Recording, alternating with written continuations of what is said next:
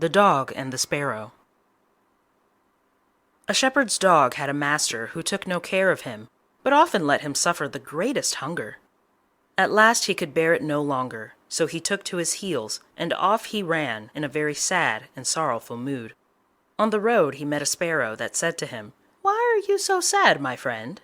"Because," said the dog, "I am very, very hungry, and have nothing to eat." "If that be all," answered the sparrow, "come with me into the next town, and I will soon find you plenty of food." So on they went together into the town, and as they passed by a butcher's shop, the sparrow said to the dog, "Stand there a little while till I peck you down a piece of meat." So the sparrow perched upon the shelf, and having first looked carefully about her to see if anyone was watching her, she pecked and scratched at a steak that lay upon the edge of the shelf, till at last down it fell. Then the dog snapped it up and scrambled away with it into a corner, where he soon ate it all up. "Well," said the sparrow, "you shall have some more if you will. So come with me to the next shop, and I will peck you down another steak." When the dog had eaten this too, the sparrow said to him, "Well, my good friend, have you had enough now?" "I have had plenty of meat," answered he, "but I should like to have a piece of bread to eat after it." "Come with me then," said the sparrow, "and you shall soon have that too." So she took him to a baker's shop, and pecked at 2 rolls that lay in the window, till they fell down, and as the dog still wished for more, she took him to another shop, and pecked down some more for him. When that was eaten, the sparrow asked him whether he had had enough now. "Yes," said he, "and now let us take a walk a little way out of the town." So they both went out upon the high road, but as the weather was warm, they had not gone far before the dog said, "I'm very much tired. I should like to take a nap." "Very well," answered the sparrow. "Do so, and in the meantime I will perch upon that bush." So the dog stretched himself out on the road, and fell fast asleep. Whilst he slept, there came by a carter with a cart drawn by 3 horses, and loaded with 2 casks of wine. The sparrow, seeing that the carter did not turn out of the way, but would go on in the track in which the dog lay, so as to drive over him, called out, "Stop! Stop, Mr. Carter, or it shall be the worse for you." But the carter, grumbling to himself, "You make it the worse for me indeed. What can you do?" cracked his whip, and drove his cart over the poor dog, so that the wheels crushed him to death. "There!" cried the sparrow, "thou cruel villain, thou hast killed my friend the dog. Now mind what I say. This deed of thine shall cost thee all thou art worth." "Do your worst, and welcome," said the brute. "What harm can you do me?" and passed on. But the sparrow crept under the tilt of the cart, and pecked at the bung of one of the casks till she loosened it, and then all the wine ran out, without the carter seeing it. At last he looked round, and saw that the cart was dripping, and the cask quite empty. "What an unlucky wretch I am!" cried he. "Not wretch enough yet," said the sparrow, as she alighted upon the head of one of the horses, and pecked at him till he reared up and kicked.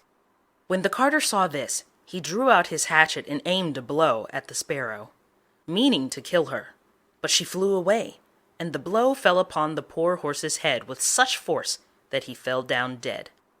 "Unlucky wretch that I am!" cried he. "Not wretch enough yet," said the sparrow, and as the carter went on with the other 2 horses, she again crept under the tilt of the cart and pecked out the bung of the second cask, so that all the wine ran out. When the carter saw this, he again cried out, "Miserable wretch that I am!" But the sparrow answered, "Not wretch enough yet," and perched on the head of the second horse, and pecked at him too. The carter ran up and struck her again with his hatchet, but away she flew, and the blow fell upon the second horse, and killed him on the spot. "Unlucky wretch that I am!" said he. "Not wretch enough yet," said the sparrow, and perching upon the 3rd horse, she began to peck him too.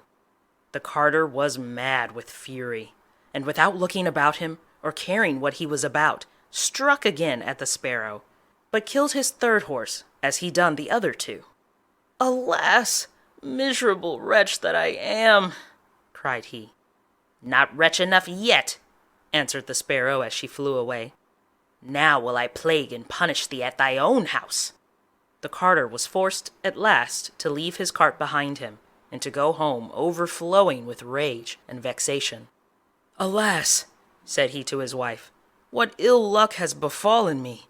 My wine is all spilt, and my horses all three dead."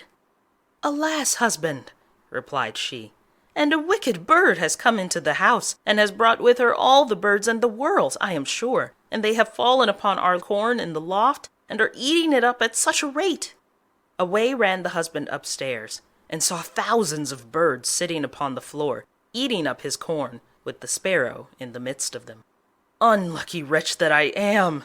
cried the carter, for he saw that the corn was almost all gone. "Not wretch enough yet," said the sparrow. "Thy cruelty shall cost thee thy life yet." And away she flew.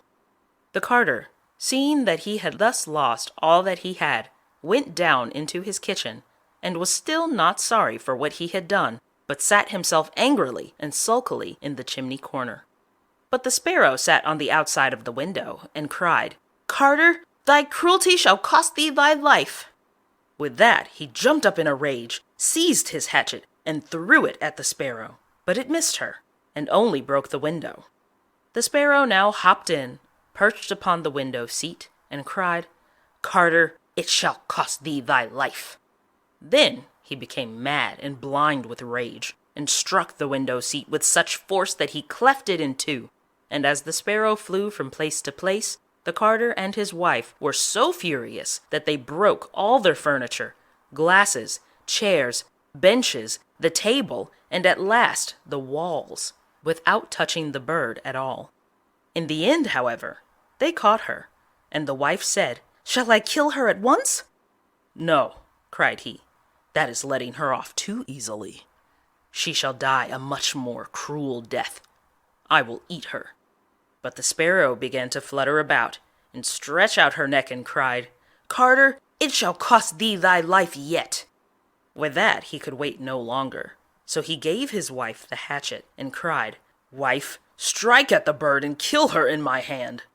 And the wife struck, but she missed her aim, and hit her husband on the head, so that he fell down dead, and the sparrow flew quietly home to her nest.